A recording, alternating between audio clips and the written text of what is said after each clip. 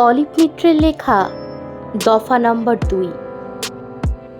ভেবেছিলাম এবার নিশ্চিত যুদ্ধ হবে, হয়নি ভারতের উত্তরাংশের উৎসবে। ভেবেছিলাম রক্ত মাখানো মানুষ ভিড় করবে, আসেনি হাসপাতালে বুলেট বিদ্ধ কেউ। ভেবেছিলাম সকাল থেকে সন্ধ্যা পুলিশ ছুটবে, না হয়নি, পুলিশের একটুও মাথা ব্যথা।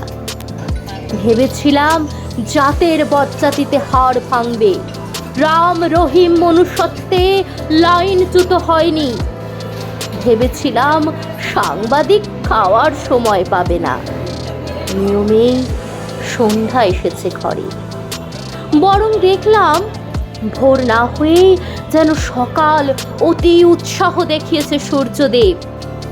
ভীষণ গরমে কত কিছু করতে পারত মানুষ, না কেউ পাগল হয়েছে দেখিনি।